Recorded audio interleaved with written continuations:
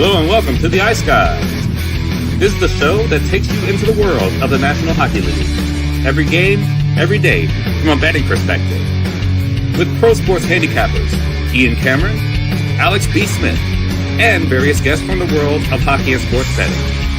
And now, here's your host, Ian Cameron.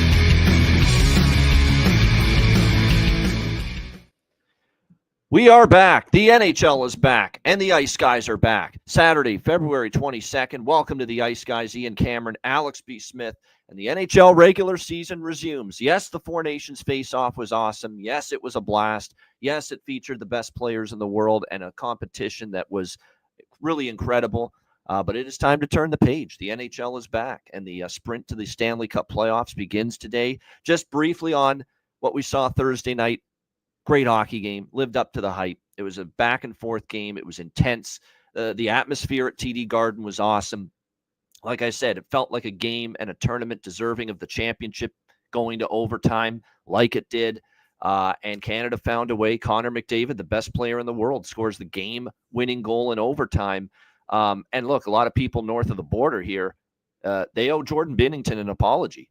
Jordan Binnington was very good in the tournament. Yeah, did he have an odd bad goal here and there, like the Gensel goal on Saturday last week? Yeah, but he sure outweighed that and then some with the saves he made in critical moments with the game on the line multiple times, the Sweden game, the Finland game, and especially the championship game, because the U.S. was taking it to Canada in overtime. Austin Matthews probably had nightmares of Jordan Binnington going to sleep Thursday night. I mean, just unbelievable how many chances he had, and he got robbed by Binnington. The save he made on Brady Tkachuk, lunging to his left, snaring it out with the glove, a phenomenal stop, and then you kind of felt with all those saves, gosh, watch it go the other way, and Canada's going to get their one glorious chance in pot one, and that's exactly what they did. How you leave Connor McDavid alone in the slot, not the greatest job there by Matthews, but I don't know what Adam Fox was doing, checking basically hot air. John Massey has seen a lot of that this year as a New York Ranger fan, and you can't do that against a guy like Connor McDavid. Canada gets the win.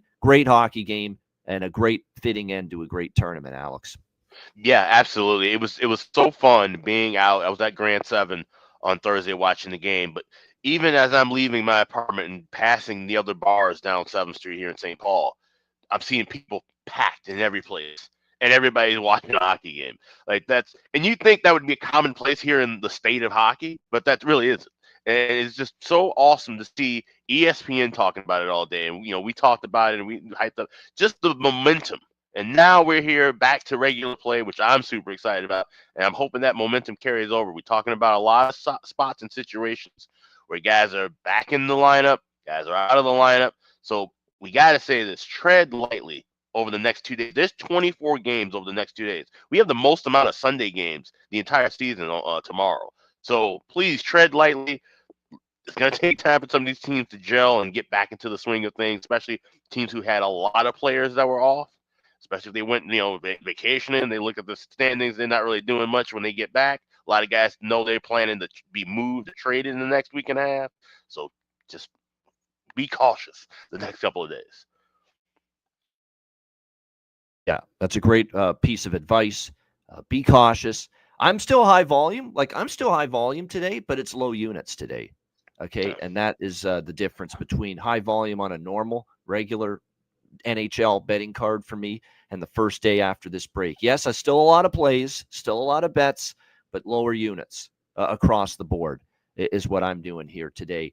But there are some good spots, and I'm either going to sink or swim today with these underdogs, because if you love underdogs, you're going to love me today on this edition of the Ice Guys, because we're on a shit ton of underdogs, and not just small underdogs or mid-sized we're talking some big dogs that we're taking a shot with as well today here on this slate. So with that in mind, let's get into it. The first game that hits the ice to resume the NHL regular season following the Four Nations face-off break is a game coming up in just 20 minutes from now, and it's part of a ABC Saturday hockey doubleheader with Minnesota and Detroit, with Bob Wischusen and Ryan Callahan Auto Parts. Detroit minus 130, home favorites, 5.5 the total. The big news is obviously, okay, with all the participation, obviously, in the Four Nations, who's in and who's out. and the specific forefront players are Matt Boldy for Minnesota, Dylan Larkin for Detroit, who, of course, were on Team USA, played in the championship game Thursday night. Both are in. So no rest for either one. They're both in the lineup here this afternoon for their respective teams. We'll see how it plays out. Obviously, the layoff, how it affects all teams. Fleury and Talbot confirmed in net. I am not going to spend the majority of my analysis on this show today with each game breaking down matchups, breaking down X's and O's. It's one of those days where you have to almost take it like a NFL preseason handicapping type of feel. It's more about intangibles. It's more about who's in the lineup, who's not in the lineup. How are things going to shake out?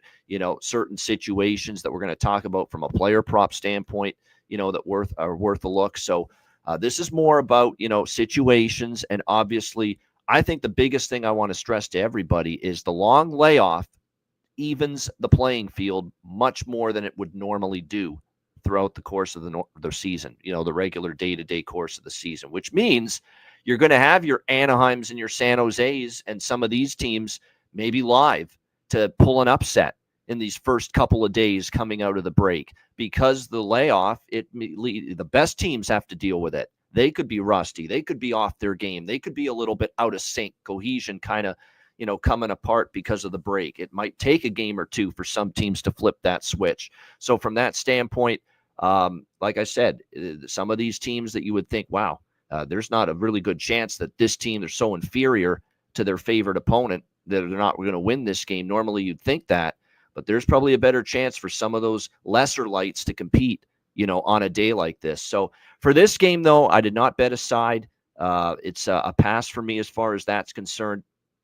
I am on the first period over primarily here. This is simply riding Detroit. Now, again, with these first period over trends, there's going to be a bunch of teams we talk about that have been huge first period over trending teams going into the Four Nations break. I would still say that even though these have been great bets and Detroit's been a first period over machine, do what I did. Go a little bit lighter today. This is still coming off a long 2-week break. I am riding a team that's been a first period over machine really throughout going into the break, but you're never sure what you're going to get that first game out of the break when it's been a layoff like this. So just be careful. I'm riding, all these teams, and a lot of them you'll know when we're mentioning about these games, how a lot of these teams have been trending first period over. Detroit, one of them. But again, with the 2-week break, that's another extra variable that goes into it that might throw some of these streaks out of whack a little bit, for Detroit. And we'll get into it later with Edmonton and St. Louis and Seattle and Chicago, of course, which is the biggest one of all. I'm riding the first period overs in a lot of those games because the teams have been trending and streaking as far as that's concerned. But you do have to put up a little bit of a caution sign that maybe the break could thwart some of these results today. Nevertheless, I am on the first period over here, Wild and Red Wings. Alex, Minnesota, Detroit. Yeah, I said it in the chat. Daily Face-Off and Left Wing Lock are your friends today. Those are the first two sites that I opened this morning because I want to look for lineup changes. I'll be checking those throughout the day. I advise everyone to do the same. With this game, I did bet this yesterday. I got Detroit minus 115, now ballooning up to 130. I could advise the regulation money line here too. I don't see this game going to the draw. I don't see a lot of games going to draws tonight. I think draw season might come back into play. That's something that might take a little time as we move forward. But I think this is a spot where, like I said, even with the long layoff, he said kind of even things out. We said this right before we went on air. The key for Detroit will have to be Patrick Kane. Sir Patrick Kane will definitely have to step up, especially with Dylan Larkin, who usually is the heart and soul of his team. He's one of those guys that we say, if you like the Wings to win the game, you could always parlay him to score a goal or get a point because he's usually the catalyst for the offense. If he's maybe a little, step behind being being in from the tournament, Sir Patrick Kane will have to step up. Some of those other guys will have to step up, and I think they do. Where the Wild, like I said, had a few more guys that were, in the Four Nations tournament. Having some guys trying to come back from injury as well. They're still trying to get that lineup to gel. They didn't look that great coming into the break. So let's see how they look out of it. Like I said, that 115 was a cheap enough price for me to jump in. Now at 130, I would advise regulation money line. There you go, as far as that's concerned. All right, let's move along here. We've got Edmonton and Philadelphia. Oilers minus, and by the way, player props are going to be a little bit scarcer today for me as far as that's concerned. I'm not saying I won't and I do have a bargain bin. Of course we do. But a little bit more scarce as far as the player props as a whole. But there are still going to be some good situations here as far as some of the teams that are not in the have their players in the lineup. There's one team in particular that looks like they're going to have a handful of their guys out today, and you're going to get that opportunity to back and bet on those players that are filling those spots in the lineup. Edmonton -190, road favorite, 6 the total here in this game. Now, Konechny and McDavid for Team Canada, obviously part of the Four Nations. They're both in. Samuel Ersson, who actually was with Sweden in the tournament, although he's been back with the Flyers since they since they got back to practice early in the week because Sweden got knocked out. So he is not only with the team as well and ready to go, but will start here for the Philadelphia Flyers. Samuel Ersson.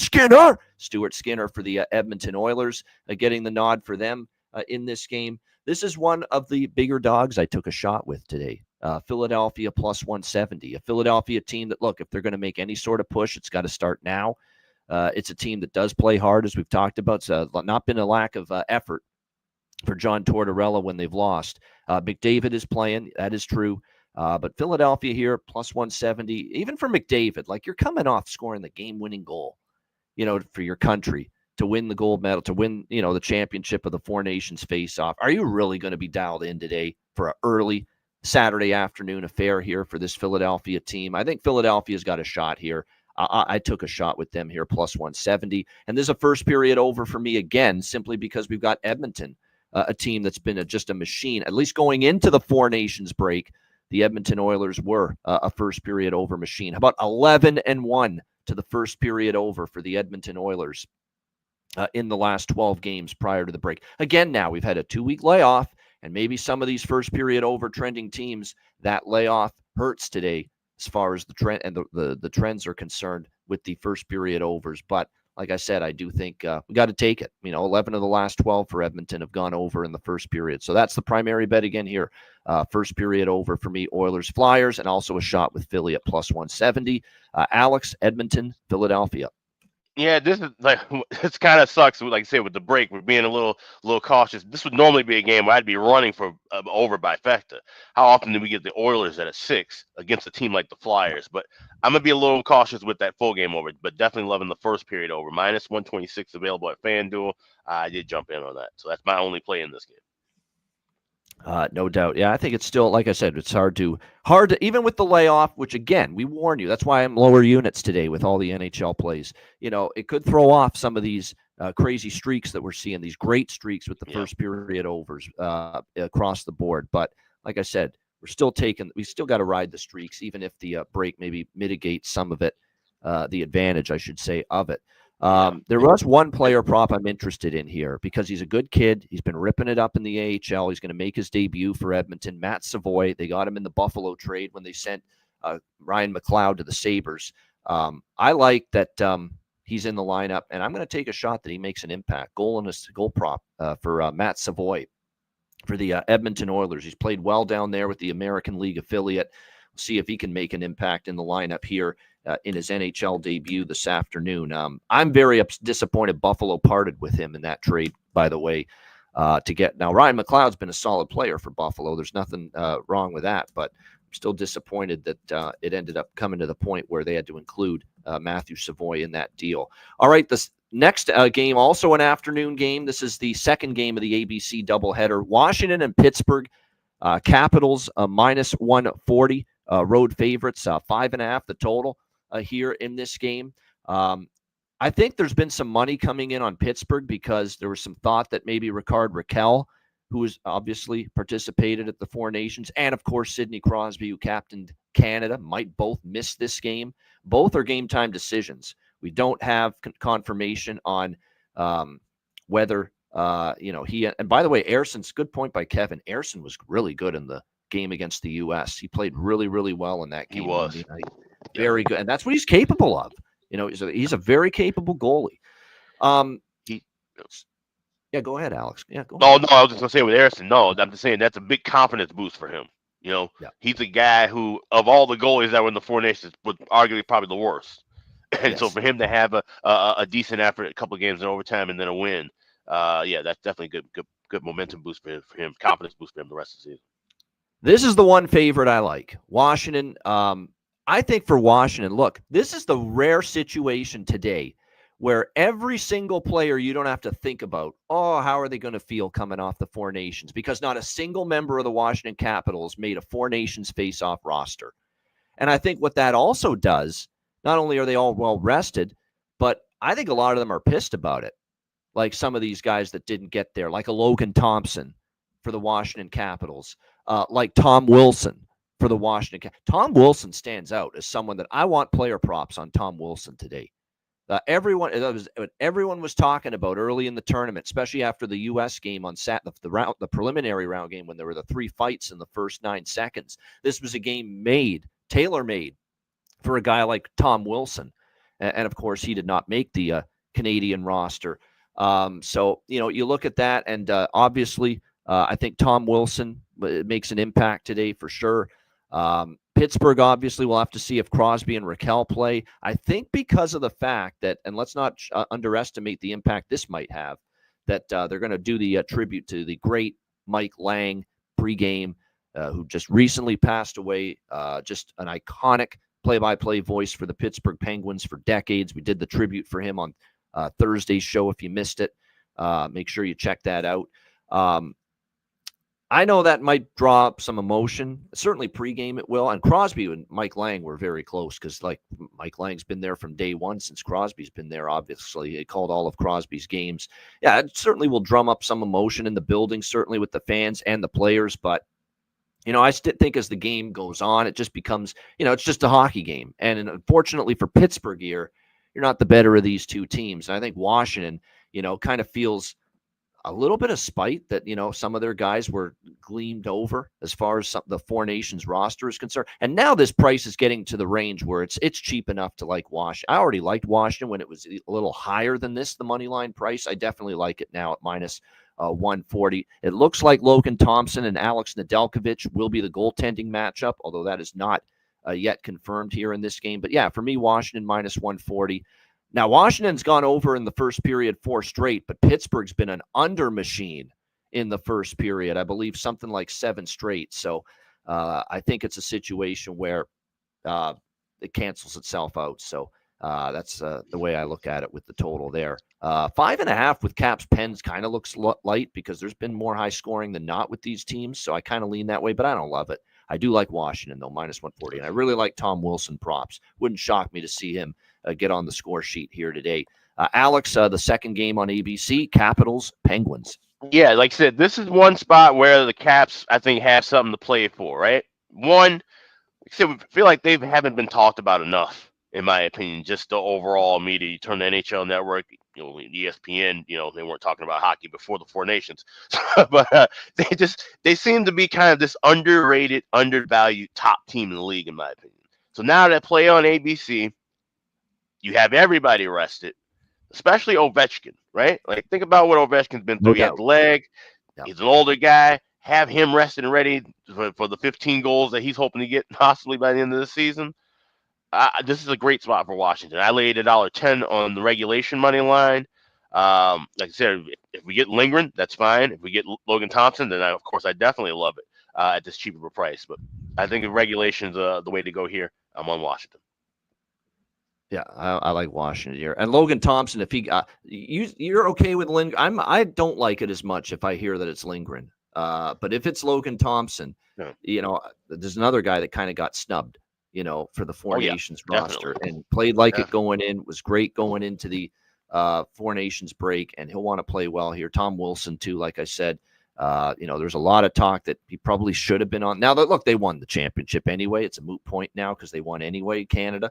But at the same point in time, you could have made a really good case that Tom Wilson should have been playing for Canada. No question about that. All right, next game. This is the last of the afternoon games. This is a very late afternoon game. Very odd start time here in Buffalo for the New York Rangers and the Buffalo Sabres. Minus 115 road favorites for the Rangers. 6 the total here in this game. I like Buffalo here a little bit. I do. It's a home game for them. They've played pretty well at home. At least going into the break, they played pretty well at home. The New York Rangers, are a team that had a lot of participants in the Four Nations face-off, obviously, especially on the American side. When you think of Adam Fox, Chris Kreider, JT Miller, they all at the moment look like they're going to be in. Mika Zibanejad, though, may not go, and we'll have to see about Igor Shesterkin. Remember, Shesterkin, of course, was injured February 7th against Pittsburgh, didn't play that final game. He did practice, though, Thursday. So the expectation is that Shesterkin might be ready to go, ready to start, but has not been confirmed yet as the starter here in this game. Too much inconsistency with the Rangers. Buffalo. Now, these are overs I like. First period over, full game over. I'm going back to the well with Buffalo home games. Over the total for Buffalo. Buffalo home games, the record for full game overs has been remarkable. This team has just played a lot of higher scoring games, up and down affairs here throughout the course of the season at KeyBank Center. Probably continues that way. I could see this going. It's not like the Rangers were a lockdown defensive team. One of the big reasons they've been struggling is because how they've left Igor Shesterkin out to dry, in a lot of instances. Look at that expert textbook defending that Adam Fox gave on the game-winning goal for McDavid the other night. That's part of the problem. You got a lot of guys not defending at a high level right now for the New York Rangers. So I like full game, first period over, full game over by Fecta. Buffalo as well here, minus 105 in this one. No confirmed goalies yet, but there's a potential for Shesterkin. We do expect Ukko-Pekka Luukkonen here for Buffalo. Alex, what do you think here? Rangers, Sabres. So I like the over by Fecta, but I'm betting this in game. I want that 6.5. I'm seeing a lot of spots down to 6 for sure. If it's a 6, you can get it down to 5.5. But I also want to get that 1.5 down a little bit cheaper. So a couple minutes into the contest, first period over, full game over.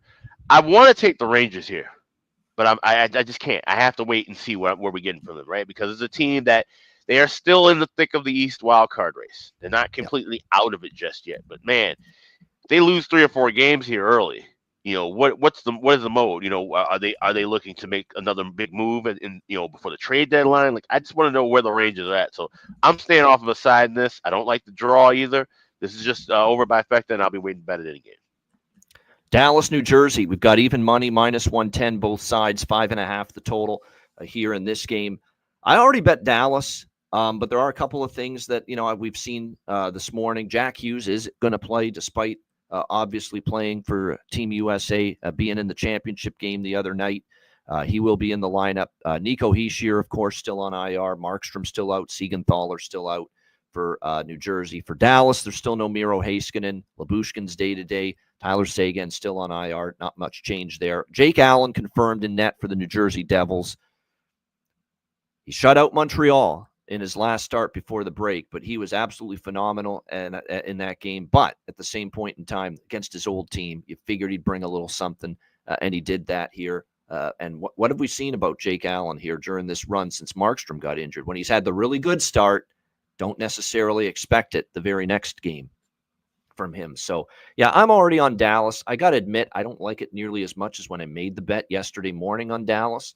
But I'm sticking with it here, minus 110. Probably if the team total was a little bit better price, certainly if I got a 2.5 with the team total, I'd be looking at Dallas team total over. We talk about how a lot of the games Jake Allen's given up at least 3 goals, other than the shutouts he had against Montreal and Philly. The team total is a little bit high at minus 160. Actually, it's dropped down to minus 140 at minus 140. I will split it with the money line. Minus 140 for Dallas team total. Over 2.5 at FanDuel. Again, this is just Jake Allen is capable, but we have seen a few times now during this run that he's been in net since the Markstrom injury, where when he's had that really great start, and remember how he shut out Philly and he didn't play well the next game after that. Now he's off the layoff and the shutout against Montreal. I think Dallas can probably put 3 in the net here. This afternoon. It is this afternoon. It's this evening. I think evening. It's early evening. Very early evening, because there's a lot of 6 p.m. Eastern. 5 Central for Dallas fans. No doubt. I forgot to mention it, Josh, and I meant to about the Buffalo game. Tage Thompson is another snub for the Four Nations. A lot of people thought he should have been on Team USA. I like his props today as well for Buffalo in that game. Tage Thompson. Alex, what do you think here? Dallas, New Jersey. So this is an over by fact I bet pregame. And this is one of 2 spots where it involves a Four Nations goalie. Whether he plays or not, I still like the over.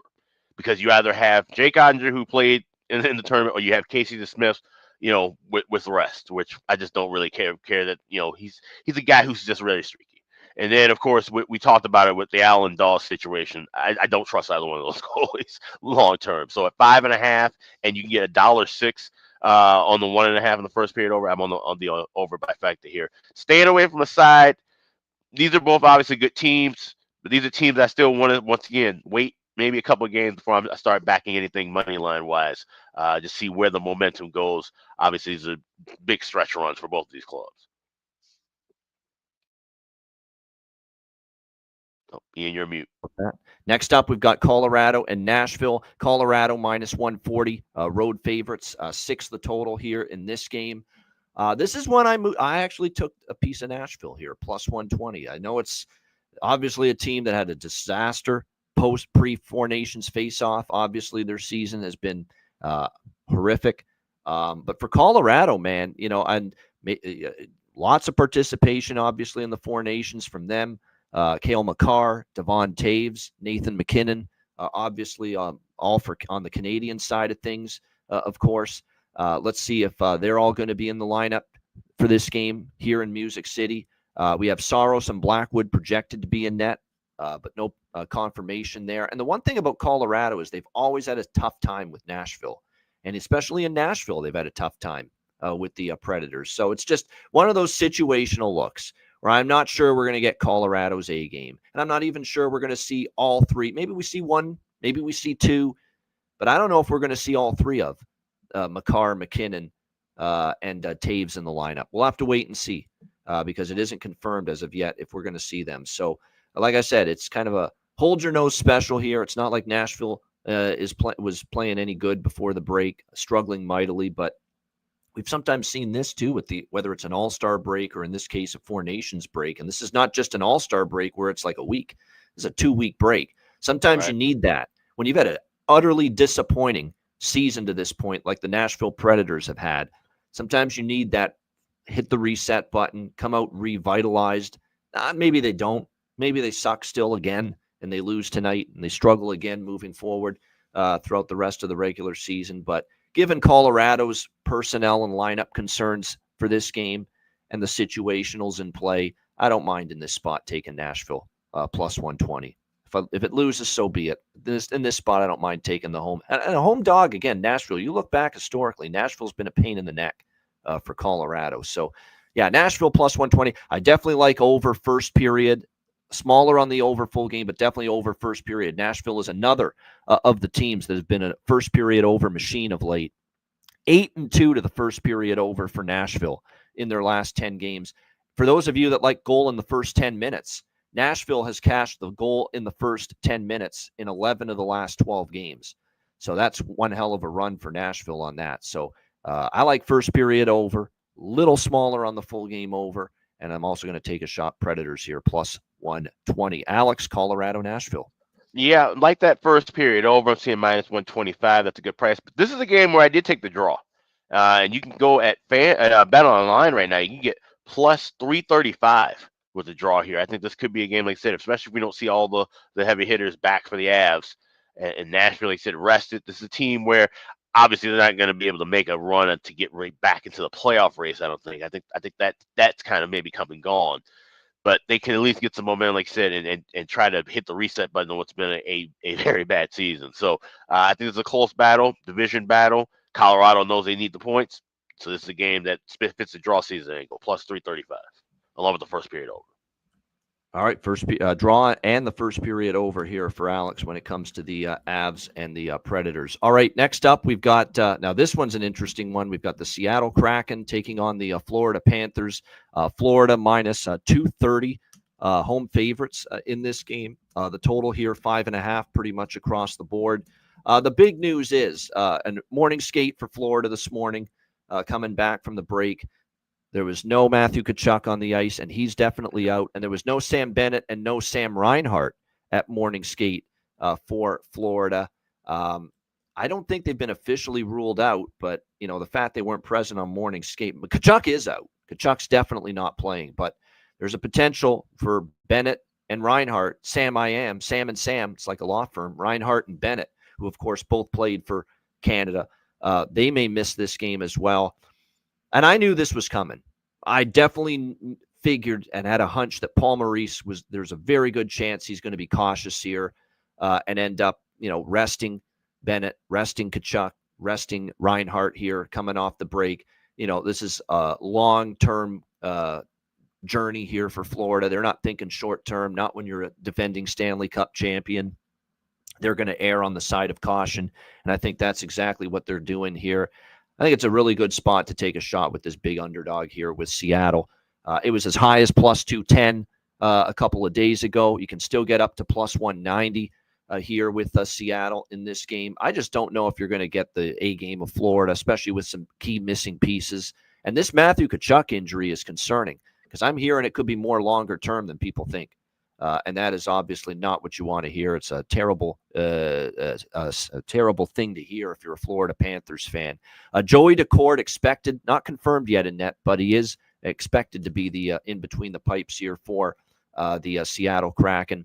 Brandon Montour, it'll be interesting here because he was hurt in the last game before the break, but I think he'll be good to go for this game tonight. He certainly had 2 weeks to heal up, which is good because Montour props again going back to Florida. That makes a lot of sense to me. It's a guy that's absolutely going to end up wanting to make an impact here. It's the first time he's been in Florida playing his old team, the Panthers, since he was there winning the Stanley Cup with them last season. So certainly that'll be a bit of an influencer here for him to have a big game for the Seattle Kraken as he goes back to Florida to face his old team, the Florida Panthers. So I like this. I think it's worth a shot here. It's certainly a great price. I know Seattle's one of those teams that, has not had a good pre-Four Nations face-off portion of their season. There's no denying that whatsoever, but maybe this is kind of like Nashville, two underachieving teams, hit the reset button, and for one game, you take advantage of a team that looks a little bit depleted potentially going into this game tonight. So Seattle at the big dog price. I think it's worth a shot. Alex, what do you think here? Kraken, Panthers. Yeah, this is the hold your nose and take a big dog spot for me. I grabbed Seattle plus 210. I still advise it at plus 190. This line's just too damn high to have guys that are very important for Florida out of the lineup. It's as simple as that. And the Tkachuk might injury, be your three best players. There's certainly three of your best players if Tkachuk, right. Bennett, and Reinhart are all missing. Yep. And like I said, I'm a staunch proponent still, even though it was a great tournament. But we need to be careful having stuff like this in the middle of the season because I was watching that. It was Saturday slate where that's when Tkachuk got hurt. Tkachuk got hurt, but also Alexander Barkov was limping a couple of times after blocking some shots during that tournament. That's something to keep an eye on too. And when I was watching that, it's the first thing I said. I said, "Damn it, this is not good for Florida, a team that's trying to keep their cup." And now you having two of your top players getting hurt in this tournament.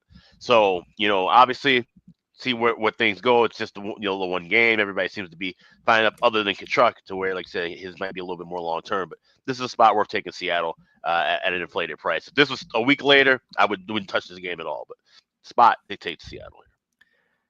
Yeah, and like I said, Brandon Montour props, I definitely think, worth a look. Kaapo Kakko, he played for Finland. He's been back with the team for a bit, though, for sure. Shane Wright really started to heat up, too, right before the Four Nations break, so maybe keep an eye on him. Now, right now, Barkov is in, but again, this could be one of these deals where you're going to find out, like, pregame skate, 5:30 Eastern, maybe late scratch, he's out. They want to be cautious. Like, this could be one of those games where, we could have more guys out. And you won't know until they take the ice for pregame skate at around 5:30 Eastern. It'll be 30 minutes before this game. So keep an eye on things. This is definitely one of those games where have your antennas up as far as the Florida lineup situation for this game. We have something new. If you're a Patreon member, we have chat rooms now. This would be the time where if you're seeing any information, I'll try and do this as well. Yep. Any information on late breaking news, we'll try and throw that in the chat room at patreon.com/iceguys. We already have a Twitter chat room with some of our great closest viewers and listeners and people that player guests of the show in the past, you name it. We got a ton of people in our Twitter group chat, but this Patreon group chat is for our Patreon members, and it's going to be a very similar type of thing, exchanging information, sending out live bets throughout the course of the day and night. Another reason to become a Patreon member, because the live chat is functional. It is there on the page, patreon.com/iceguys. Live chat with our Patreon members. Chat back and forth amongst you guys as well that are Patreon members. And Alex and I will chime in and jump in there when we've got some info or when we're making a live bet, and we'll post it in the Patreon live chat, group chat there with our Patreon members. So again, another reason to become a member, just $10 per month, patreon.com/iceguys, the live chat, and we will post some live in-game bets there throughout the rest of the season. There you go. All right, next up, we've got that was a 6 p.m. Eastern game, Seattle, Florida, as was Colorado, Nashville, and Dallas, New Jersey. The rest of the games will be all officially nighttime night games for the rest of the slate, starting with Winnipeg and St. Louis. Got Winnipeg -120, road favorites, 5.5 the total in this game. I think Alex and I are on the same page here. This was one of these deals where we knew coming into this game, you were talking about goaltenders for both teams where their starters, their number one goalie, represented their country at Four Nations face-off. Jordan Binnington for Canada, for St. Louis, and of course Connor Hellebuck played for the U.S. and of course for Winnipeg. So the decision's already been made. You're not seeing either one here for this game. That is clear. Jim Montgomery's not starting Binnington, and Scott Arniel's not starting Connor Hellebuck. It's Eric Comrie versus Joel Hofer. Backup battle in net. Eric Comrie's been very good at home. He has not been as good on the road. I know that. His road numbers have certainly been weaker, have certainly been worse. And it's not just Hellebuck, by the way, for Winnipeg. Josh Morrissey, who missed Canada's the championship game for Canada. That's why Thomas Harley played. He's still under the weather with the illness that kept him out on Thursday night. So he's out again for the Winnipeg Jets. Comrie gets the start. I mean, it certainly sets up nicely for St. Louis, yes, but to score goals, like I would feel better, though, about the Blues team total rather than the money line because, look, this Winnipeg offense, and look, I still think it was a bad call by the U.S. to scratch Kyle Connor. I got to admit, I'll flat out say it. I think it was absolutely absurd to scratch him from that championship game in favor of Kreider. I think it was just ridiculous, quite honestly. If anything, that's going to fuel, probably Kyle Connor, because he is in the lineup tonight for Winnipeg.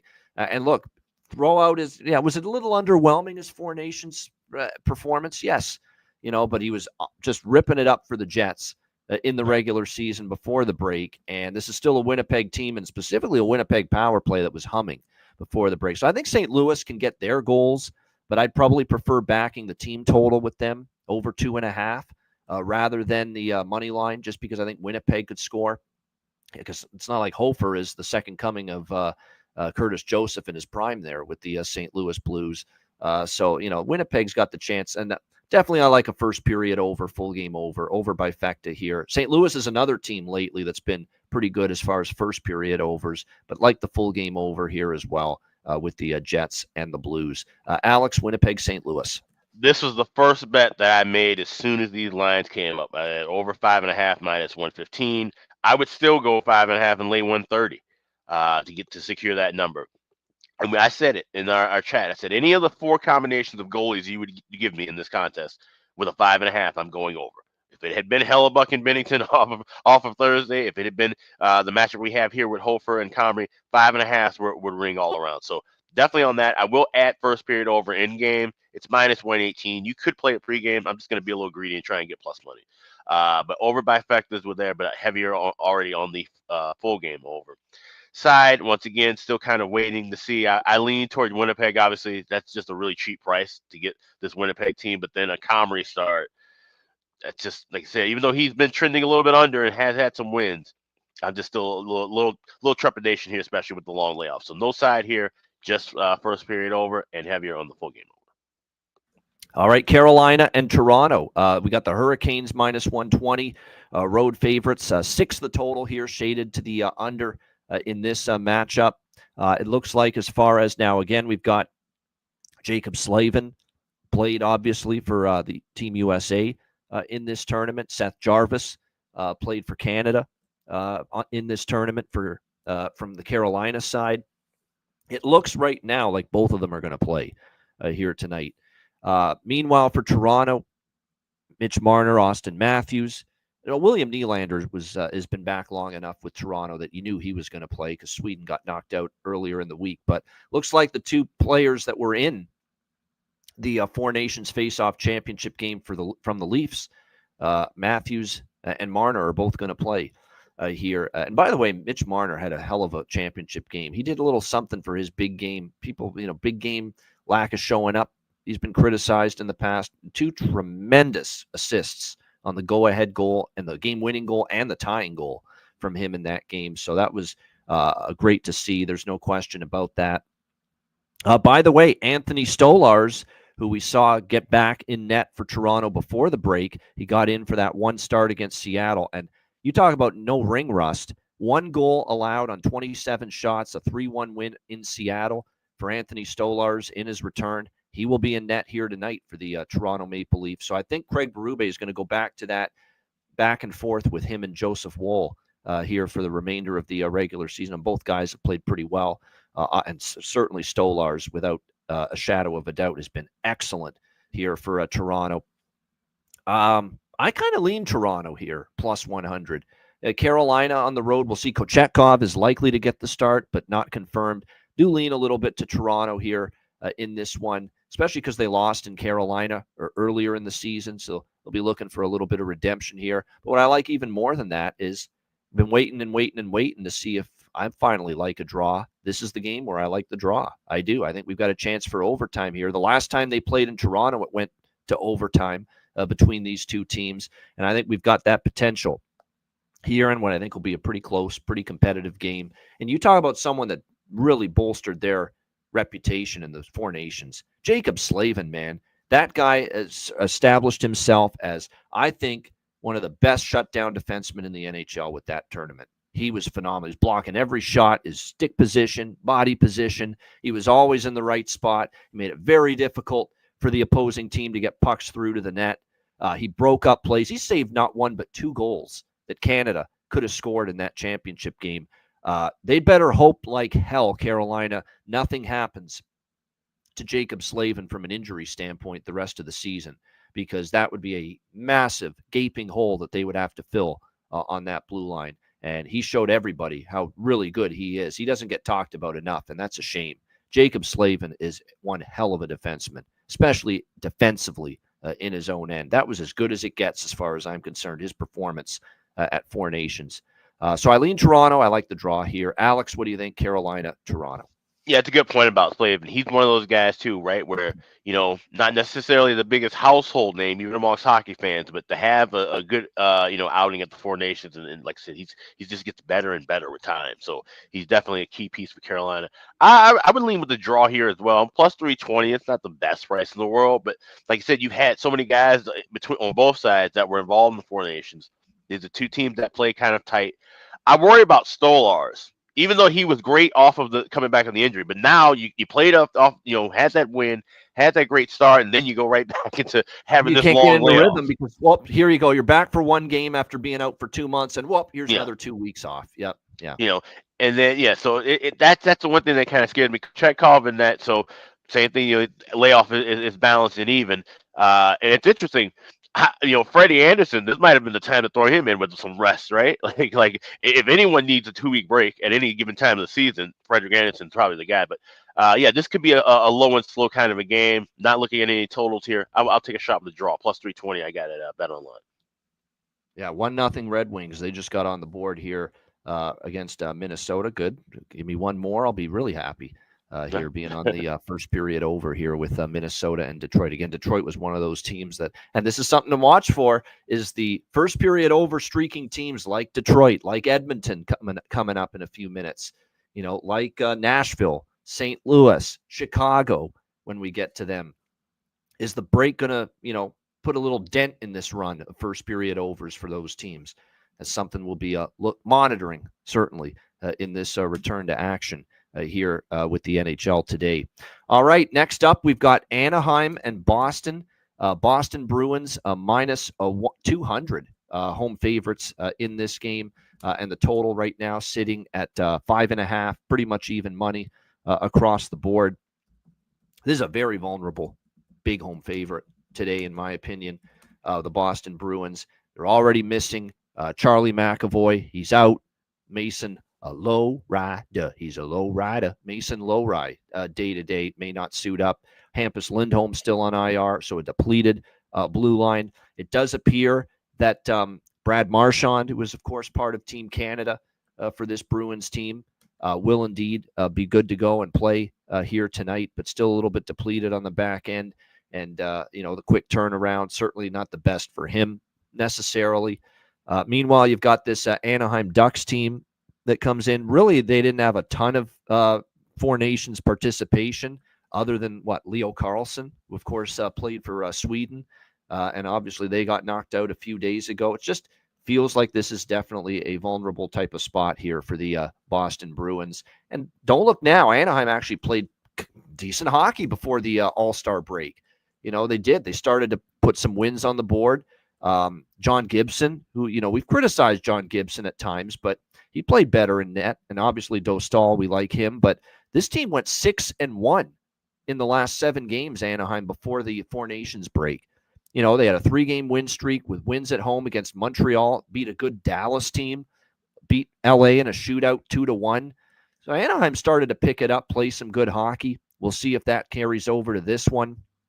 By the way, the games in Boston, the last 2 here at TD Garden with the Ducks and the Bruins, both of them went past regulation. Boston won 2-1 a couple years ago, but last year here in Boston, it was Anaheim getting a 4-3 overtime win against the Boston Bruins. So I'm taking a shot here. Give me Anaheim. Quack, quack, quack, quack. Plus 170 and the draw. I think this is another one where we could see overtime between these two teams. And again, the last 2 meetings here in Beantown have gone past regulation between these squads. Alex, what do you think here, Anaheim, Boston? Yeah, our friend Jimmy Murphy messaged us in the chat. He said, no Lowry, no Lindholm, no McAvoy. All 3 of them are out for this game. So that's a very depleted defense. And like I said, Anaheim had some fire, catching some momentum, before the break. This is worth the shot. Plus 170. Also, team total 2.5 plus 105. That's actually the first bet that I made, but also added Anaheim on the money line. And I'll take a little sprinkle with the draw just off of the history. It's not my favorite draw on the board, but I will sprinkle something small on that. And I'll look for the over by Fecta in game as well. With these low over numbers, we can get plus money on a 1.5, plus money on 5.5. I'll take a shot with those as well. So this should be a good game, interesting game.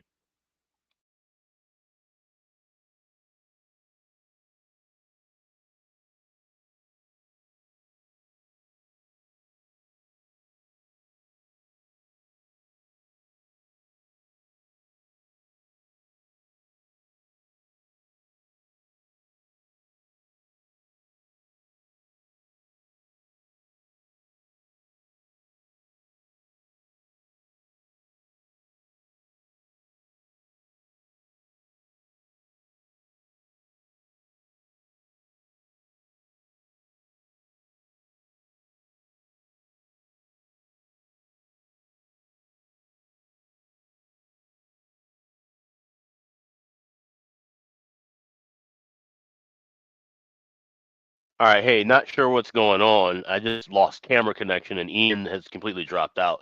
So we're just gonna try and keep this rolling. Hopefully, he'll come back in. But yeah, Anaheim. Just to kind of recap back on what we were talking about with Anaheim. This is a good spot. Plus 170. Team total over 2.5. Plus 105. And like you said, over entering. We'll be adding first period and full game overs once it crosses into plus money. In the game. So let me try and get my camera back, and hopefully Ian will come back on. We'll be back in just a second.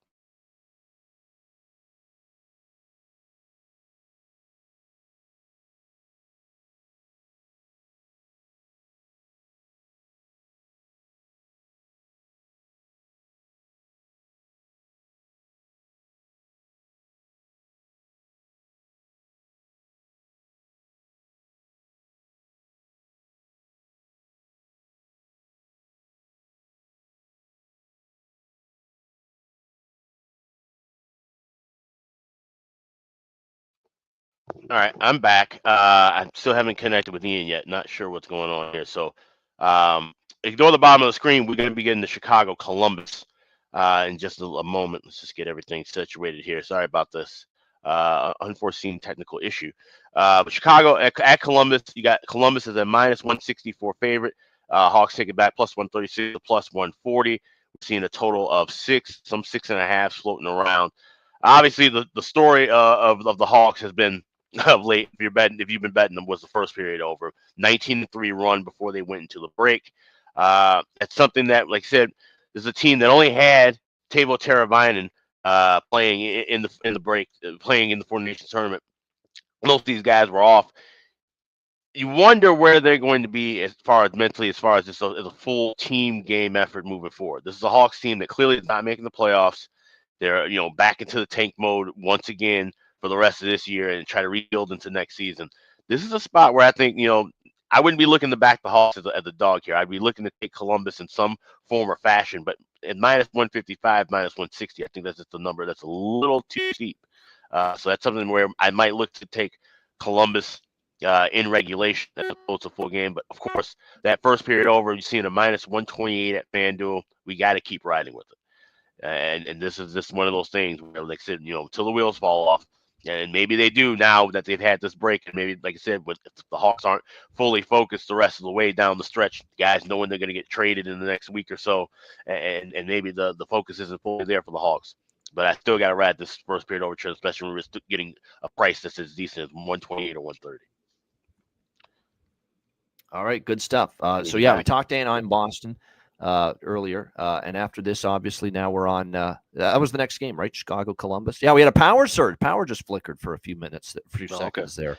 So that's why we got knocked off. So yeah, Anaheim, Boston is where we were. Oh, Montreal, Ottawa. Next up, here we go with that. Montreal. Well, there you go. Over. I didn't realize that. So. No, it's all right. It's all good. Montreal, Ottawa. We've got. Ottawa minus 150 home favorites. The total here in this game sitting at looks like 5.5 shade to the over in this one. I mean, look at this Ottawa team as far as who are they going to put have in the lineup tonight. This is a team that was already depleted at center ice. Shane Pinto, Parlay Pinto injured, Josh Norris injured, and now it looks like Brady Tkachuk. There's a real possibility he doesn't play tonight for this Ottawa team coming off the Four Nations face-off representing Team USA. This is a very makeshift lineup tonight, potentially, for the Ottawa Senators. Because look who's out. It's Pinto and Norris at center. Noah Gregor, another center, out. Zach McEwen, another center, out. Nick Cousins still out. He's a center. I mean, they are going to be just gutted at the center ice spot. Nick Jensen on defense day-to-day. I don't think Jake Sanderson, who is also part of that U.S. team, is going to play. Brady Tkachuk, same thing. I mean, this is a very short. I mean, I already took Montreal, yesterday at a plus 160 price. Now, the only concern is Ottawa's kind of dominated them, and Montreal was not playing good hockey going into the break. But like we've talked about with, teams like Nashville, teams like Seattle, sometimes the best thing that can happen for a team struggling going into the break is using that break to hit the reset button. And if Montreal is going to try to maintain a chance of making it as a wild card team, you got to get 2 points here because this is one of the teams you have to catch, the Ottawa Senators. You need to make up ground on them. I think you're going to see them dialed in. I think you're going to see them focused. No question about that. I know it's Linus Ullmark in net for Ottawa. He's been great, and maybe he's great enough to lead them to victory despite a very depleted lineup. But I think for Montreal, this is a game you got to have, if you're going to try to make a run here at a wild card spot. And Ottawa is very vulnerable tonight to me with all these injuries. So I like Montreal. I think taking a shot with them plus 130 is worth it. Alex, what do you think here, Habs, Senators? Yeah, I still like this at 130. I grabbed that plus 150 yesterday, but this is, like I said, a spot where the Habs need this game. And I kind of teased this even before the break. I said the Habs are a team that need the rest. After they having that long losing streak on the West Coast road trip, I said they need this break desperately. I think they're going to be refocused and recharged. Where Ottawa, like you said, having a lot of guys out and a lot of guys that were involved in the tournament, even Ullmark, been playing well, but how's he going to look after playing a couple of games of Sweden in the Four Nations? I think this is a spot where the Habs are live. So plus 130, I'm rolling with them on the money line. Yeah, I agree. And I'll split it I'll do what I'm actually going to split Anaheim too with team total over 2.5, and I'll do the same thing here with Montreal. Split the money line with the over 2.5 here as far as their team total is concerned. But yeah, I just think it's a really tough spot. You're going to have a depleted lineup. I mean, you're already without a bunch of centers, including Pinto and Norris, two of your better centers. You could be without Jake Anderson on the blue line, who's been your best defenseman other than maybe Shabbat. You could be without Brady Tkachuk, the heartbeat of your team. You see how hard that fucking guy plays every single night. He's finding the first thing he can hit along the boards and just doing devastation physically on that person. So that's a lot of – it's not just the amount of players out of the lineup. It's like all of the majority of your best players are not going to be potentially playing tonight, or many of your best players are not going to be playing tonight. So that is certainly a big concern here for Montreal in this game tonight. All right, Chicago and Columbus. Alex was talking about this game already as I re-entered the show here. We've got Columbus minus 160 home favorites in this game. The total currently in the 6.5, 6 range. So make sure you shop around. Some books have 6. Some books have 6.5 when it comes to the total. Look, you got to bet Chicago first period over. Just have to. Obviously, it's been a crazy, remarkable, insane run pre-Four Nations break with the first period overs. It's just been an absolutely ridiculous stretch betting these. Now, again, just like with all these first period overs involving the teams that were trending to the first period over before the break, there's always that concern. The break kind of throws the rhythm off, but 19-3 to the first period over for the Chicago Blackhawks in the last 22 games. I'm back on it. This is actually an over by Fecta for me. Columbus, Chicago, it's been over Palooza with these two teams. They've really played a lot of high-scoring games. Mrazek in net, an older guy with those old bones and that old groin of his. Who the hell knows how he's going to play with a 2-week layoff? Merzlikins in net for Columbus, who was playing well before the break, but I kind of worry about the break for him because he was playing some really good hockey in net for the Jackets before the break. So this is definitely an over by Fecta. And I'm actually going to go with the Jackets team total over 3.5 as well at even money. They're getting healthier for this game. They're still without Sean Monahan and Shinikov, but they get their captain, Boone Jenner, back from injury. Kirill Marchenko, one of their better offensive players in their top 6, back from injury for this game as well. So that definitely helps Columbus. I think Chicago can score some goals here too. That's why for Columbus, I'm on their team total over 3.5. I don't know if I'd lay minus 160 with them, but I like their team total over 3.5. And I definitely like the over by Fecta. I think we'll see goals. And how can you not take the first period over, in particular, the 19-3 run for Chicago, first period overs? Alex, you can just reiterate Blackhawks Jackets, what you like. Yeah. First period over, I got minus 128 at FanDuel, and I took Columbus in regulation minus $1.10. Like I said, I want to see where the Hawks' focus is going to be. Also, keep in mind it's Peter Mrazek starting tonight. Tomorrow they play at Toronto, which they certainly saved that for Mr. Soderblom because he has dominated the Leafs in his start against Toronto. So that's something to keep in mind, too. If this is maybe kind of a low and slow game, Columbus wins this one, say 5-2. I should say low and slow because it certainly won't be a slow from the scoring perspective, I feel like. But if this is a 5-2 Columbus win where Chicago doesn't exert a lot of energy tonight, I'd maybe be looking to take them as a bigger dog tomorrow against Toronto. Yeah, they've always played Toronto tough, and you mentioned the Soderblom success versus the Toronto Maple Leafs, so that'll be interesting. And obviously, it's clear as day now that they are definitely going to be saving him for that game tomorrow night versus the Toronto Maple Leafs. All right, Utah and LA. We've got Los Angeles minus 170 home favorites, 5.5 the total here in this game. The only thing we don't know yet is as of now, we don't know if Drew Doughty will play. Maybe they rest him. We'll have to wait and see. For the LA Kings here, but it could go either way with that for sure.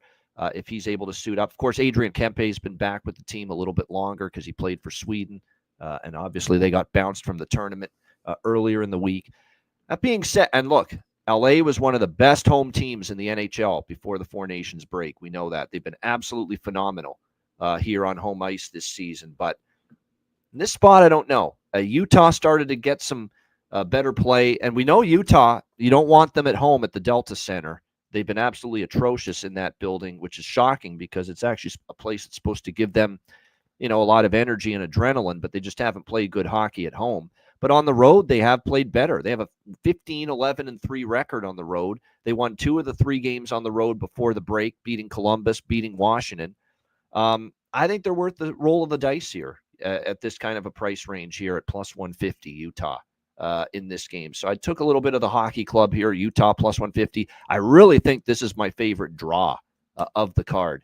Utah was a draw machine right before the Four Nations break. 5 of their last 7 games before the Four Nations break went past regulation. LA went to a shootout in back-to-back games against Anaheim and Dallas right before the break. It's a draw, slam dunk draw spot for me. Win or lose, you got to take it. When you see Utah, 5 of 7 have gone to overtime or a shootout before the break. LA went to overtime or a shootout, back-to-back games before the break. Definitely a live draw spot here, in my opinion, with Utah and LA. Alex, what do you think here? Utah Hockey Club, Los Angeles. Yep. The only thing I got is a draw. I actually got a plus 325 this morning. It's now dropped. I see Bet Online is plus 320. So shop around, obviously, for best price.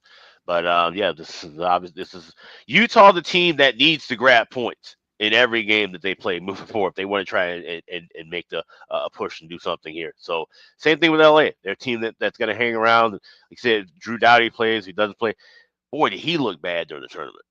Like, we talked about some of the guys that may have emerged and gained some confidence, but it looks like, this might be the end of the rope. Did he spit in Brady Tkachuk's cornflakes at any point, Drew Doughty? Because Brady Tkachuk treated him like a fucking, like a battering ram. My goodness. Like, what the hell did Drew Doughty do to piss Brady Tkachuk off? My goodness. Brady Tkachuk was ramming that guy into the boards multiple times. Yeah, but Doughty was a mess defensively, which is something you don't see. And, like I said, the ages and the miles have seemed to finally caught up to him. And, this is a Kings team. I still don't trust that they're going to just walk in and make the playoffs. I had that bet at the beginning of the year. It was one of my favorite futures. LA to miss the playoffs. A loss at home here against the Utah team, that would be could be the beginning of a downward spiral potentially. We should see. But I'm just taking the draw here, no side. All right, so just the draw here for Alex with the Utah Hockey Club LA Kings. Yeah, a lot of Dylan Gunther love as far as player props in the chat for this game. I couldn't argue with that for sure. Obviously, he is, since they got him back, look at the difference it's already made for that Utah team offensively. They couldn't score any goals. They couldn't buy a goal consistently offensively before his injury. So there you go. And there we go. Flyers already on the board. 1-0. Yay. That's a great start. We got first period over there. We got Philly as a dog. So love to see that start from the Flyers. Again, Edmonton, I know McDavid's still hung over on the ice. I don't know if he's a big party guy because he's pretty low key, but if he's ever going to, whoop it up, it's going to be the last couple of nights after he's scoring the game-winning goal for your country. That's what I said. Even though some of these guys are playing, are they going to be dialed in right away? Like a McDavid coming off what happened Thursday night, and Philly off to the quick start there, the early goal against Edmonton. All right, Vancouver and Vegas. We've reached the final game of this mega card for Saturday in the NHL's return from the break. Vegas minus 240, home favorites, 5.5 the total, shaded to the under. I initially had Vancouver circled, and I think just based on where the price is, I still lean to the Canucks here, but Elias Pettersson probably not going to play. Quinn Hughes, they thought maybe he's ready to return. He was at practice earlier this week. He was on standby for Team USA. He never did make the trip to Boston, but looks like Quinn Hughes will not play tonight either for the Vancouver Canucks. So that kind of takes away my enthusiasm here for backing Vancouver. By the way, congratulations, Kevin Lankinen, on the contract extension, and well-deserved, north of $4 million. And how about that? And whoa, that's getting paid. And that's being rewarded for the best, 3 quarters of a season that he's definitely had. And look, he was great. There's no question about that for the Vancouver Canucks. I still lean because to me, Vegas is just overpriced here. I mean, when you look at the fact that Shea Theodore is out, terrible injury for him in the Four Nations face-off early in the tournament for Canada. He is out long-term. You're still without William Karlsson, Tanner Pierce, Victor Olofsson's day-to-day. Yeah, Jack Eichel, Mark Stone, multiple participants for Vegas at the Four Nations. I think they're, as of now, going to play, but you're going to get their best game. Boston to Vegas, long flight from a Thursday to a Saturday, because they both played for Canada, Eichel played for the States, Stone for Canada. They both played in the championship game. I still think there's a terrible spot, an overpriced favorite here for Vegas, but I would have liked Vancouver more if the magical Quinn Hughes was in the lineup. That being said, at this price, I still do lean to the Vancouver Canucks here at plus 200. Lankinen projected in net for the Canucks tonight with his new contract in tow, and Aiden Hill projected for Vegas, but neither one confirmed yet. Alex, final game, Vancouver, Vegas. Boy, Vancouver has a chance to do something real interesting between now and March 6th, don't they? Got a $5 million goaltender named Thatcher Demko that they might just be one to move now that they've signed That's Lankinen what that long-term. looks like to me. You can't keep both guys at that number. No, and you got to take the one who's been hot and the one who's been healthy recently. So that's interesting. That's something to look forward to in the next week or so, or maybe in the off season. But as far as this game goes, this is a pass for me. I've got a lot on the docket already. I added a couple things since we've been on the air. This game, clear pass for me. Nothing wrong with that on a big card. Just passing on it, and that is what Alex has decided to do here with the. And unfortunately, no first period over for me in Detroit. It ends 1-0 for the Red Wings there, unfortunately, but that's okay. It's a risky run. And again, we're going smaller units today, and we fully aware you're going to get all kinds of, like I said, yeah, exactly. Cam Talbot had to make a big stop right at the end of the first period. That was a great chance Minnesota had to keep it 1-0 Detroit at the end of the first period. And again, 1-0 Flyers. They got the early lead on the Oilers in that one. All right. That's a wrap for this show. We got our, obviously, bargain bin special of the night and best bets coming up. But first, we again want to remind you, get on board. Patreon.com/IceGuys, $10 per month. We're going to get the betting card for today posted on the Patreon page after the show, side total player props. We'll have all the games from Washington versus Pittsburgh on through the rest of the night posted on the Patreon page this afternoon. So make sure you get on there, subscribe, just $10 per month.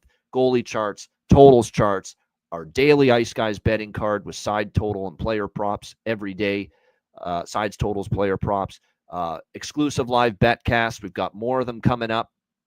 2 Patreon exclusive live betcasts in March, Thursday, March 6th, Tuesday, March 25th. And of course, we have a free-for-all betcast coming up next Thursday, February the 27th. So that's our betcast schedule. We only have time for 2 betcasts in March, but we decided to make them Patreon exclusive because we've had such an influx of signups and subscriptions, and we thank you all for that. So we wanted to reward you guys and give you the only 2 betcasts that we're going to have in March. Make them Patreon exclusive. So all of that's coming up. And most importantly for the Patreon page, the introduction of our post Four Nations Face-Off live group chat for me, for Alex, with our Patreon members that are subscribed. We'll be able to chat about the games as they unfold. We'll send out post live bets, live in-game wagers during the games in that Patreon members group chat that we have started on the Patreon page. Looking forward to the interaction. Our Patreon members are our most loyal, devoted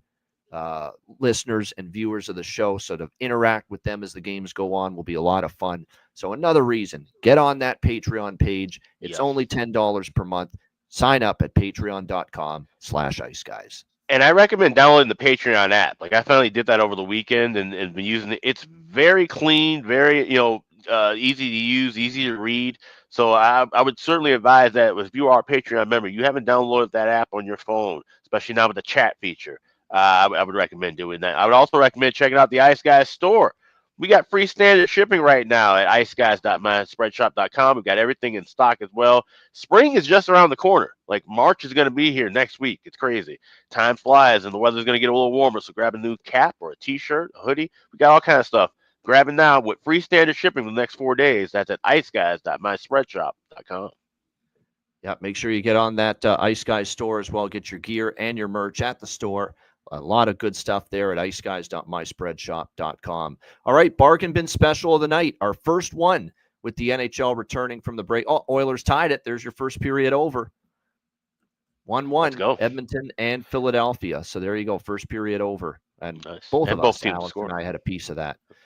Oilers Flyers, first period over. That's now what for Edmonton? 12-1, first period over for them now in the last 13 games. It was 11-1 coming into today.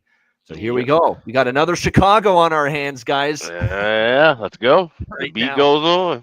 Yeah, it's 12-1 to the first period over now for the Edmonton Oilers in their last 13 games.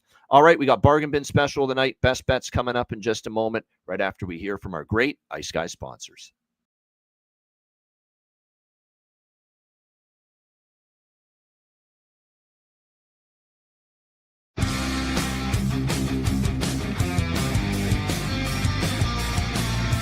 Support for the Ice Guys podcast is provided by Boston Hemp Incorporated, Tailgater Social, and a big thank you to all that subscribe to the Ice Guys Patreon page.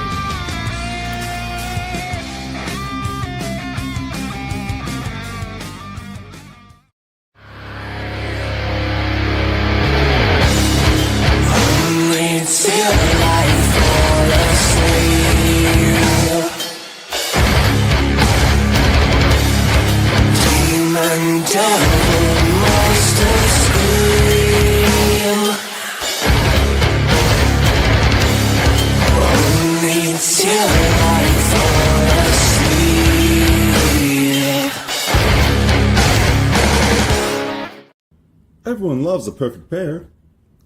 Bacon and eggs. Thunder and lightning. Mario and Luigi. A hot dog with fries.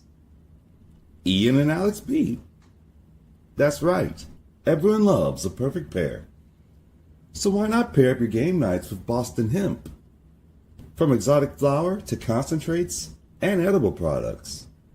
You'd be hard-pressed to find a better pairing than Boston Hemp and Hockey. Check them out today at bostonhempinc.com. That's bostonhempinc.com. Boston Hemp Incorporated, the official smoke sponsor of the Ice Guys. Void where prohibited by law. Not available outside of the United States. Must be 21 or over to obtain products. Check your local regulations to see if Boston Hemp is available in your area. Shout out to all our great sponsors, including Boston Hemp Inc. Get 20% off all orders on the website using the promo code ICEGUYS at bostonhempinc.com. All right, Bargain Bin special of the night. Back at it in NHL action for the first time post Four Nations break. Alex, Bargain Bin special of the night. What do you like? So we're heading to Columbus. You got Chicago taking on the Blue Jackets. Like I said, the Hawks, it could be a little disarray with that team over the next week or so. Some guys that might be going and coming. One guy who I think could be moved, not sure where he stands with the organization, but he is being moved at least up to the second line tonight. That's Philip Kurashev. You can get him plus 650 to score a goal at Caesars, plus 6-1 at FanDuel and DraftKings. I think Kurashev could be a guy where he's had the break, might be on the move potentially. I think he gets a goal here. So plus 650 for Philip Kurashev, anytime goal. That's my Saturday bargain bin special. We're back in the saddle. Philip Kurashev, Chicago Blackhawks bargain bin. I'm going to give you two just because I think he's going to play for Seattle against his old team. Although some sites do have him listed still as day-to-day, I do expect him to play. I think that was just an injury that he just needed a few days, and he's obviously had 2 weeks to recover from. I expect him to play, and that's Brandon Montour. I'm going for the gusto, plus 750 for Brandon Montour to score a goal for the Seattle Kraken, returning to Florida to face his old team, the Florida Panthers. That's one bargain bin special. The other, an Anaheim team that was starting to score some goals before the break, a depleted Boston blue line that they're up against tonight. And this is a guy that was starting to heat up. And I saw him here in Hamilton in his junior career. Mason McTavish starting to get it going for Anaheim. Plus 330 for Mason McTavish here to score a goal tonight. So there you go, two of them. Mason McTavish, Anaheim, plus 330. Brandon Montour, Seattle, plus 750 for bargain bin special of the night. All right, best bets. Alex, what do you like for best bet? All right, we are going with Winnipeg, St. Louis, over 5.5. You can still get laying minus 130. If you don't want to lay the 130, you can wait a little bit, try and get that down to at least 120. But like I said, with Hofer and Comrie, backups battling in that division battle, I think we see goals here. So give me the Jets and Blues over as my Saturday best bet. All right, Winnipeg, St. Louis, over 5.5, minus 130. Best bet for Alex B. Smith. I like the Duchesne. Duchesne's at that price. You're not going to get him all the time at that price, so I don't mind that. Robert, good call. Aaron, good call. Yeah, Josh Doan's a good one too. Robert, plus 400. Yeah, like I said, I think those are all worthy, bargain bin candidates as well. All right, my best bet for this slate. Let's go for that big underdog. Let's take that shot. Let's take the Seattle Kraken here. Yeah. This is one of those days where you're going to see some topsy-turvy results. Florida's banged up. I almost used Montreal too, but Montreal has really had a hard time beating Ottawa. But I think Ottawa's very vulnerable. I almost went with Montreal for best bet, but I'm going to go with Seattle. Let's take a big underdog shot here for best bet for this card. Seattle Kraken plus 210, best price out there right now. I think they are very live against a Florida team. Could be a little bit shorthanded, and Seattle trying to salvage their season, and they will attempt to with a win to start their post-Four Nations schedule. Seattle plus 210 against Florida for my best bet for this Saturday card. Shout out to everyone in the chat. Hit the like button.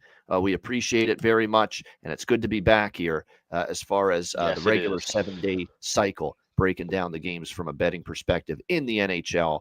A reminder, the Ice Guys is live 7 days a week, Monday to Friday, 2 p.m. Eastern, Saturday and Sunday, noon Eastern. If you can't watch the show live, download the Ice Guys podcast in audio form on all major podcast platforms. For Alex B. Smith, I'm Ian Cameron.